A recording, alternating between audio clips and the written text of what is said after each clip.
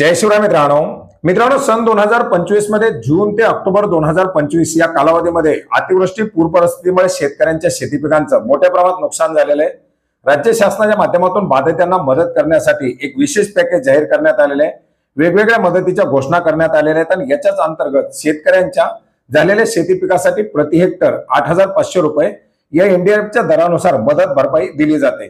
मित्रांनो, याच्याच अंतर्गत आपण पाहिलेलं की वेगवेगळ्या भागामध्ये पंचनामे होत आहेत। पंचनामे झालेल्या शेतकऱ्यांची माहिती पुढे सादर केली जाते आणि त्या अनुषंगाने आवश्यक असलेल्या निधीची मागणी केली जात आहे। मित्रांनो, यापूर्वी सुद्धा आपण अपडेट घेतलं होतं की जसे जसे ज्या जिल्ह्याचे प्रस्ताव दाखल होतील ते प्रस्ताव राज्य सरकारकडे पाठवले जातात आणि त्या अनुषंगाने आवश्यक असलेली रक्कम ही मदत वितरित करण्यासाठी मंजूर केली जात आहे। यापूर्वी सुद्धा आपण पाहिलं होतं की बुलढाणा असेल, हिंगोली असेल या जिल्ह्यामध्ये पंचनामे 100% पूर्ण झाल्याचं समोर आलेलं होतं आणि याच अनुषंगाने ज्या जिल्ह्यातील प्रस्ताव राज्य शासनाला पाठवले जात आहेत त्या अनुषंगाने त्या जिल्ह्यासाठी मदत मंजूर केली जात आहे। मित्रांनो, राज्य शासनाच्या माध्यमातून 10 जिल्ह्यासाठी जवळजवळ 490 कोटी रुपयाचा निधी हा ही मदत वितरित करण्यासाठी मंजूर करण्यात आलेला आहे। याच्या संदर्भातील एक जीआर 13 ऑक्टोबर 2025 तर एक जीआर आज 15 ऑक्टोबर 2025 रोजी निर्गमित करण्यात आलेला आहे। मित्रांनो, याच्या संदर्भातील हा एक महत्त्वाचा असा जीआर आपण पाहू शकता 15 ऑक्टोबर 2025 रोजी निर्गमित करण्यात आलेला आहे, ज्याच्यामुळे माहे ऑगस्ट 2025 व सप्टेंबर 2025 या कालावधीमध्ये बाधित झालेल्या शेतकऱ्यांना मदतीचं वितरण करण्यासाठी निधीची मंजुरी देण्यात आलेली आहे।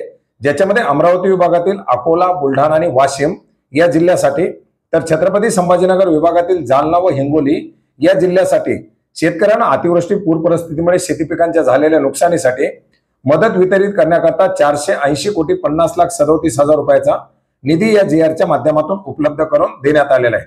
ज्याच्यामध्ये आपण जर पाहिलं तर अकोला जिल्ह्यातील 1,20,466 शेतकऱ्यांसाठी 91 कोटी 12,58,000 रुपयाचा निधी उपलब्ध करून देण्यात आलेला आहे।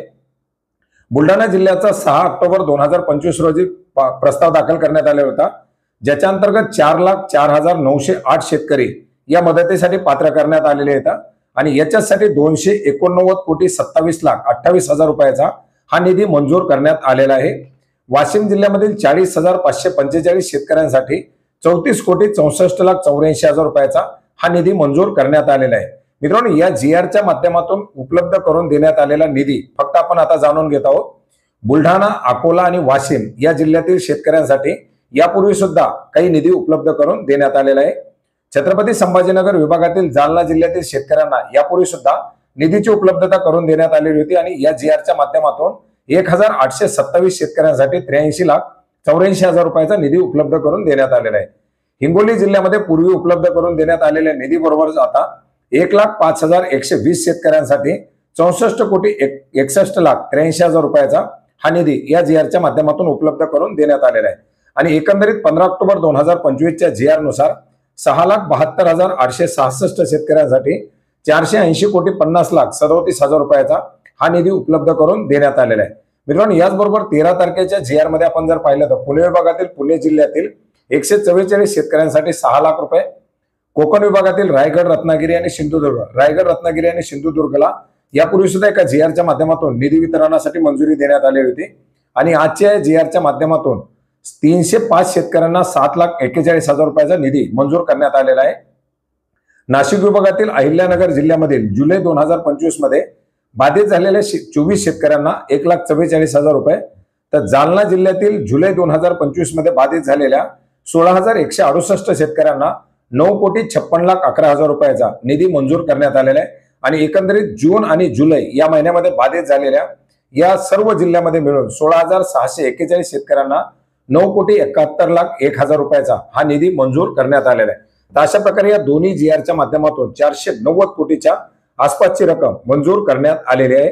मित्रांनो, यापूर्वी 2215 कोटी, आता हे 490 कोटी आणि याच्यानंतर जसे जसे जिल्ह्याचे प्रस्ताव दाखल केले जातील, नवनवीन नुकसानीच्या आकडेवारी समोर येतील त्यानुसार त्या जिल्ह्याला नुकसान भरपाई वितरित करण्यासाठी निधी उपलब्ध करून दिले जातील आणि निधी उपलब्ध झाल्यानंतर ज्या भागातील शेतकऱ्यांच्या मदतीचं वितरण शक्य आहे त्या भागातील मदतीचं वितरण करणं सुरू होणार आहे।